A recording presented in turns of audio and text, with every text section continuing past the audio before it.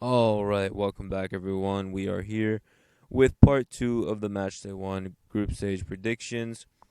And we're going to start off with Club Brugge versus Galatasaray. First of all, I have a problem with the two games that start at 12:55 Eastern Standard Time. As we're going to see later on, there's only like two really, really big games that everybody really wants to watch, and they're both at 3 p.m. Eastern Standard Time. That is PSG versus Real Madrid and Atletico versus Juve. Two huge games, two giants of the continent going head-to-head against each other on Matchday 1. And it's just perfect for them to set it up. 12:55, Real Madrid versus PSG or Atletico versus Juve. And then at 3, the other one. But we're starting off with Club Brugge versus Galatasaray. I'm excited to watch Galatasaray. You know, they signed Falcao. They signed Babel. They have a pretty solid team. But in reality, I'm just really, really excited to see Falcao. And I hope he scores. And I think he will score, even though they're playing away. Club Brugge, not the best team. Not gonna lie, not the best team. But what they do have in favor for themselves is that they met Galatasaray in 2002, 2003, which is a very long time ago. It's over a decade ago. You know, it's 15 to 16 years ago. But in those meetings, Bruges drew 0-0 away, and they won 3-1 at home. So, you know, they do have some sort of historical advantage, we could say, above Galatasaray in this competition. And on top of that, Galatasaray has yet to beat a Belgian team in 6 games. They've drawn 2 and lost 4. But either way, I don't see either of these teams really going through unless honestly PSG like start messing around like they always do in the Champions League and really underperform and do really bad. Then I can see Galatasaray moving forward. But as of this moment, I honestly don't see it. This game is it's watchable. I'm gonna have fun watching it. You know, I really, really hope Falcao scores and wins. But yeah, neither of these teams are really gonna make too much noise in the Champions League. But to make my prediction, I think Galatasaray is gonna win 2-1 away at Club Brugge. Moving on, we have Olympiacos versus Tottenham. Another game that, I mean, you know, it's nice. It's still the beautiful game. You can watch it, but, like, just why? Just why? This easily could have been PSG, or this easily could have been Atletico versus Juve. But instead, we have Olympiacos versus Tottenham. I think this is a pretty straightforward thing, even though Tottenham started out pretty badly in the season. And I say badly because of what was expected of them, you know. It was expected for them to actually be up there with Liverpool and Man City and maybe even make a title push, challenge, or at least, you know, keep Liverpool and Man City guessing. Instead, they lost against Newcastle. They tied against Man City, which was a really good result. But they haven't looked too convincingly. But now that the summer transfer window is closed, maybe other players have chilled out. Everybody knows no one new is coming in. No one's going out. This is the squad. And let's get to it. Let's get it done. They were finalists last year of the Champions League, so one would say they're going to do pretty well again in this competition. I'm not going to say they're going to get to the final again, but one could assume that they're going to go pretty far. So I definitely do think that Tottenham is going to win this game. I'm going to go with a 3-0 win for Tottenham versus Olympiacos. And next we have the game I will be watching. I will have my eye closest to this game. The big boys, PSG versus Real Madrid. They're going to be playing in Paris in the Parc des Princes. And honestly, Real Madrid, man, they just get it done. They just get it done. In the Champions, they get it done. Zidane, in the Champions League, he gets it done. Against PSG, we just get it done. PSG versus Madrid, we have 4 wins, 2 draws, and only 2 losses. Only 2 losses. We spank them, dude. We spank them. Now, in bad news, Modric is injured, Isco is injured, Marcelo is injured, Ramos isn't going to play, and Nacho isn't going to play either. But for PSG, Neymar he's not going to play. He's suspended. Cavani and Mbappe are both still injured, I believe. So they're going to have a front line of Icardi, Choupo-Moting, and Di Maria. It's not the worst starting lineup you could have in attack, but it's not the best either. And Icardi's a new player. He's still trying to get used to the team, trying to get acclimated. Choupo-Moting is great in the French league, but this isn't the French league. This is the Champions League, and you're going against Real Madrid, the greatest champions of this competition. So And in 2017-18, when Cristiano was still there, I realized, but still, it was Real Madrid, most of the same team. Madrid won 5-2 on aggregate in the round of 16, and PSG have been knocked out in the round of 16 for the last 3 seasons. When you compare the two in this competition, Real Madrid, PSG, it's no contest. I see Real Madrid winning this game, even though they are playing away from home, because Hazard's going to make his debut. Yes, Marcelo's injured, but we still have Mendy. Yes, Ramos and Nacho can't play, but we still have Militao, who is supposed to be challenging Ramos and Varane anyway for a spot at center back. We still have Carvajal. We still have Odriozola, so the right flank is set. We still have Cruz. We still have Casemiro. So we're going to be fine. We got James. It's all good. It's all good. It's all good. The only fear and problem I have, and that's the fear I have every game, it never really changes, is the fact that Courtois in goal. Hopefully Areola plays. Hopefully Zidane's like, this is your old team. This would be a great debut game for you. Blah, blah, blah. It'd be great. But I know in my heart that Courtois' dumb face and his dumb legs are going to still be open in the goal for Real Madrid. And hopefully it doesn't cost us 3 points and we can get this 2-1 win. And next we have Bayern Munich versus Zvezda Red Star Belgrade. And, this one's pretty straightforward too. Like I said in previous videos, I think Bayern are actually a competitor this time. It's not just, it's Bayern, they're a big team, so let's just say that they're going to be one of the competitors this year. Like, no. Now they're actually legitimately a competitor this year. They added Perisic, they added Lucas Hernandez, they added Pavard, they added Coutinho. They added a lot of good quality players that work for their team in areas that they really needed some sort of backup or some sort of upgrade in. Pavard and Lucas Hernandez are the best fullback duo in international football currently. And they're just amazing. The backline's amazing. The midfield's amazing. The strike force is amazing. Neuer, last game against Leipzig, played an incredible match. So I think it's more than easy to decide that Bayern's going to win this game.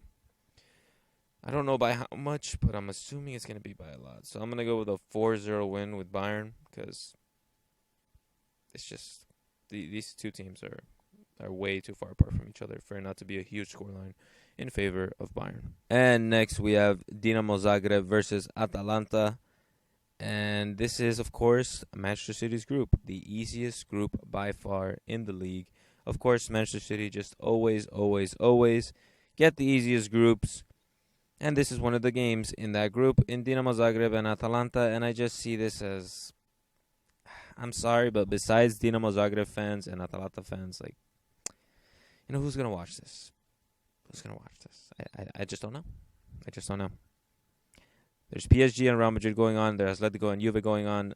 This is the reason they should have put one of those big games at 12:55 and the other one at 3. But whatever. I'm not going to go on about that too much. To get back to this game, it's a hard one to call. It really is. It's a really hard one to call. Atalanta haven't started fantastically in the Serie A. They already have a loss. And they left it really, really, really late to win their last game 2-1, where Zapata just solo effort amazing at the 94th minute, 95th minute, something like that. So I don't know. I don't know exactly. But I'm gonna go with a 0-0 draw for Atalanta versus Dinamo.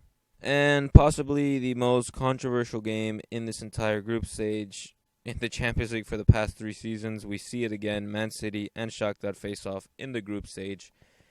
It's gonna be Shakhtar at home hosting it, and it just depends what happens. If Man City play how they usually play these matches in the Champions League as a rest game, and they play their youth team, and they just they just seem like they're not really trying. They don't really care, and they're just gonna put out whatever they want. Then I think Shakhtar have a chance. I think they have a chance, but it all depends on Man City's decisions. I don't know what's going on. If Guardiola decides to play a weak squad, so let's say some youth center backs, he plays, I don't know, he decides to play Foden at left back again. He plays Fernandinho at the back. I don't know. If he just starts experimenting, let's say, then I think Shakhtar have a good chance to win. And I think they actually might win. and I'll call it 2-1. But if the Man City squad is normal and all the starters play and everything goes like it's supposed to go, so, Sterling, Aguero, Gabi Jesus makes an appearance, De Bruyne, Rodri, all these people play, then I'm going to give the win to Man City, and I'm going to give it to them 3-1. I'll give them a 3-1 win. So I can't really say because you just never know. You just never know with this Man City team. But I'm going to go with a 3-1 win if they play the way they're supposed to. And on the off chance that they don't, after an embarrassing loss at Norwich, then I'll go with a 2-1 win for Shakhtar. And moving on, we have Leverkusen versus Lokomotiv Moskva. Another game that, it's a pretty good matchup. These teams should be pretty even, so it should be entertaining to watch for whoever who watches this game. But again, at the same time of PSG versus Real Madrid and Atletico versus Juve, there's just no time for it. There's no time for it. But regardless, let's get to the prediction. Leverkusen versus Russian sides. They've won 4, they've drawn 4, and they've lost 3. So it's a pretty standard and balanced result tally all the way through for wins, draws, and losses. But Lokomotiv have lost 7 games. Their last 7 games versus German teams. So neither one are too impressive against sides in their respective countries. But nevertheless, Leverkusen were 4th last season in the Bundesliga. I still believe they will be 4th this season. They have one of the best young talents in Europe, right alongside Kylian Mbappe and Jadon Sancho in Kai Havertz. He's just an amazing player. They have Leon Bailey. They have Kevin Volland. They have Balarabi. They have a great, fast, skillful, creative, and potent attack. And Lokomotiv, they have a solid squad all around for, let's say, the league they play in. So I see them being overpowered by Leverkusen. I really do. I'm going to go with a 2-0 win for Leverkusen. But let's see. You never know. Like I said, these are 2 pretty evenly matched teams. When Lokomotiv go against German sides, they don't have a good record at all. And when Leverkusen goes against Russian sides, they're pretty hit or miss. 4 wins, 4 draws, 3 losses. You don't know. You don't know what you're going to get with them. But I'm going to go with a 2-0 win for Leverkusen. And last but definitely not least, we have Atletico Madrid versus Juve. We got the GOAT, the King, Cristiano, back against his favorite team to destroy, to score against, and just embarrass. Now, having said that, Atletico's record versus Juventus is 2 wins, a draw, and a loss. Obviously, they got that win last season in the first leg 2-0, where Simeone famously did his little cojones celebration, banging on his fucking pelvis, on his groin, acting like he's the shit, and that's it. The game's over. It's a wrap. But he forgot who he was dealing with. He's dealing with Cristiano Ronaldo, bro, the GOAT. So, in the reverse fixture, Ronaldo scored a hat-trick, did the celebration to his face, and that was that. And I think it's going to be the same case unless Sarri keeps playing his stupid-ass Sarri ball and his dumb-ass lineup. Khedira shouldn't start. He just shouldn't start. He shouldn't. I don't know if Sarri knows this or he remembers what happened in the summer, but there's someone named Rabiot on the bench. Why is he not playing? I just don't get it. Why is he not playing? And why is Dybala not playing at center forward as a number 9? It'd be perfect. It'd just be perfect. Ronaldo, Dybala, and Douglas Costa up top, with Dybala dropping back and feeding Ronaldo and Dybala. And Costa. It's just perfect. It's perfect. His obsession with continuing to play Higuain everywhere he goes, and just, I don't know, it's like they're lovers or it's his son. It just doesn't make sense. It doesn't make sense. Credit to Higuain, he hasn't been bad this season, especially that goal, that beautiful goal he scored against Napoli, 1-on-1 with Koulibaly. It was amazing. It was amazing. That was a great goal. But Sarri's just not playing his best squad, so I just don't understand. I don't understand. I really just don't understand. But Atletico did just lose 2-0 versus Sociedad. They barely beat Eibar 3-2. Juve's look pretty solid in the league. Not exciting, not really amazing, but pretty solid. So I'm going to go with Juve winning this game because it's Cristiano, 7 goals in 8 Champions League games against Atletico, or UEFA games in general, because, the Super Cup counts as well. And he's just amazing, dude. He's just the GOAT. He loves destroying Atletico, so I'm going to go with a 2-1 win for Juve versus Atletico at the Wanda Metropolitano. And that's it, guys. Those are my predictions for this second part of Matchday 1 in the Champions League. If you guys enjoyed the video, please leave a like, leave a comment, subscribe, hit that notification bell so you know exactly when my videos come out the moment that they do. Leave a comment on what you think of these predictions, what your own predictions are for just the match day, for the entire group stage, for the entire Champions League, whatever you guys want to leave. Go ahead and leave it in the comment section. And thank you guys once again. I appreciate the support, and I'll see you guys next time.